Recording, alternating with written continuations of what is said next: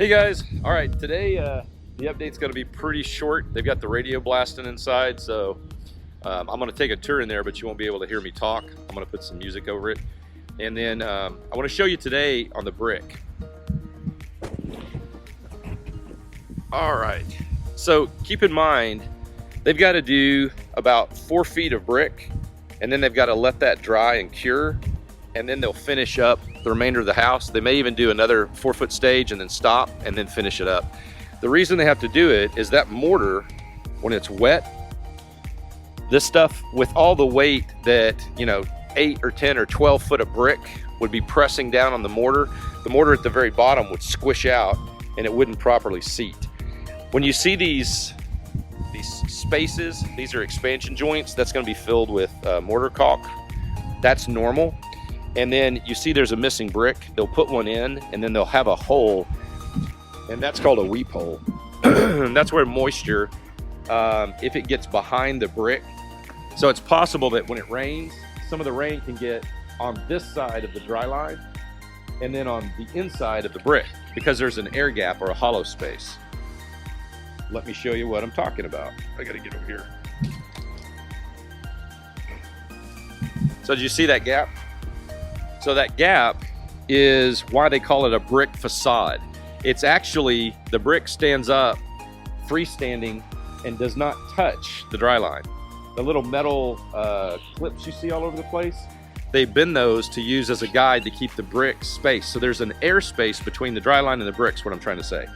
Moisture can get in there, condensation can get in there, or rain could even maybe get penetration improperly in there. But if it does, it runs down, hits the bottom. That brick ledge is down there with slight slits between the brick. So every few bricks where you see the missing brick, there won't be mortar on one end of it, and that allows that moisture to exit, and so it doesn't sit back there and generate mold or cause problems. More than you ever wanted to know about brick, I'm positive.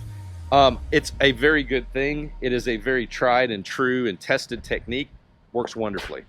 It just freaks people out when they come to the realization that the brick's not actually bound and standing, leaning against like the 2x4 structure or the framing. And here's actually a great place I can show you again.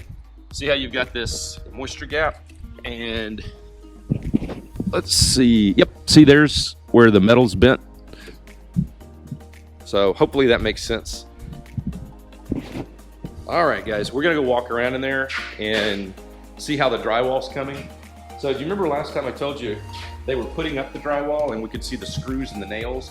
You can still see them over here and up here, but you've got a material, you can actually see it right here.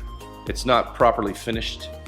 They'll come back and hit that, but they're basically doing taping and bedding or floating, and it creates a smooth, seamless finish on all the drywall. So when you texture it, remember they've got to spray texture on this. So in Texas, 99.9% of the houses we've ever built or seen or I've ever been in will have knockdown texture, skip trowel, orange peel, some kind of texture. My understanding is, and I'm not an expert on it, but in the Northeast, that they actually like just drywall, just a smooth, pristine drywall, and then that's what they paint. So that's interesting to me because one of the difficulties with drywall, as you can imagine, you can see how light hits it, and it's got different reflective properties of the light as it enters the room. So if there's no texture on there to dimple or dissipate that light, it's going to look like your paint is darker in some areas and lighter in others. So to me, it'd be a nightmare to try to paint it. But hey, to each his own. We use texture down here. So they will spray, knock down texture on and knock it down, or whatever you pick. I don't know if you've got some skip trowel and stuff. All right, so let's go walk around and see what's going on inside of the house. I'll throw in some pretty music and then I'll wrap up when we're done with the tour.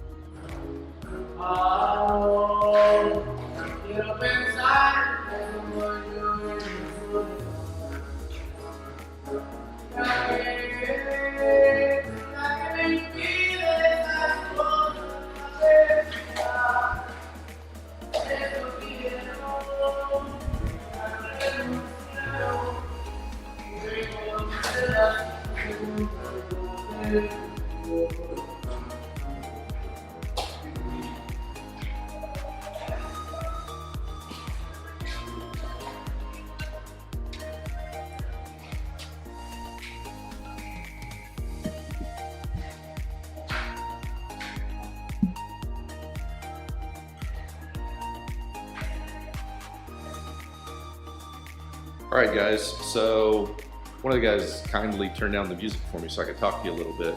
So you can see them working in the hall. They're smoothing on that filler, floating it out nice and even. See, in here you can see how they worked it. There's a joint right there. So you can see the tape material, and then they've smoothed it on. And then the rest of it, they're just filling in low spots, trying to make it as smooth as they can around the windows. It's kind of like a sleight of hand, isn't it?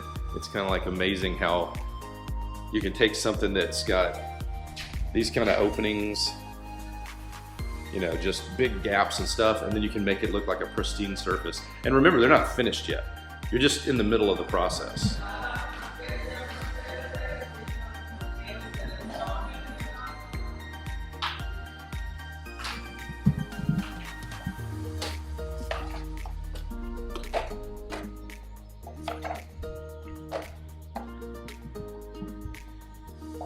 All right, so we've got the first layer of the brick laid all the way around the house. The drywall is well underway. You can see they've got the brick staged for the next level. We're supposed to get some scattered showers today. I'm not sure when the guys are gonna be out again. It's all scheduling, guys. Your house is ready to go. This mortar's cured. Let me get you a close-up too. Let's see how that looks. Is that pretty close? And then there's my hand so you can see the color. All right, it's looking really good. They're gonna be able, just as soon as they can get the crew back out here to work on the next layer, that'll go in. I hope you could tell that now that the drywall's up, it really forms the definitions of the house, the dimensions of the house. It just jumps out at you, and you can really get a feel for how massive and impressive that great room is and how the rooms are defined. And it's actually a lot bigger than what we've ever seen before. You know, when it was framed, it just didn't look very big. And then here's our stone.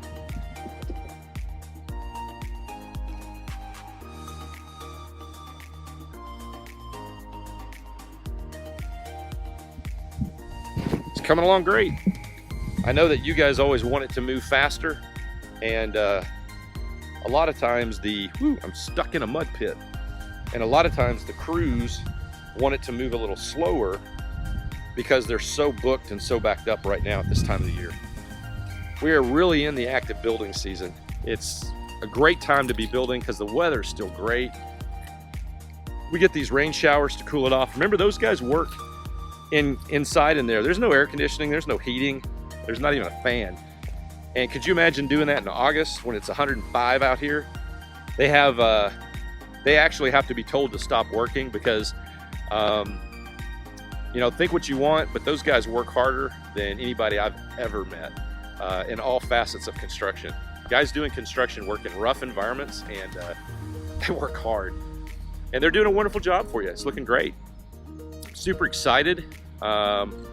The next facet's going to be texturing and then painting, and then they're going to finish the outside runs of brick and stone, and then we're probably going to see some millwork go in and possibly some cabinetry. Okay guys, I hope you're doing well, and I look forward to talking to you next week. Bye.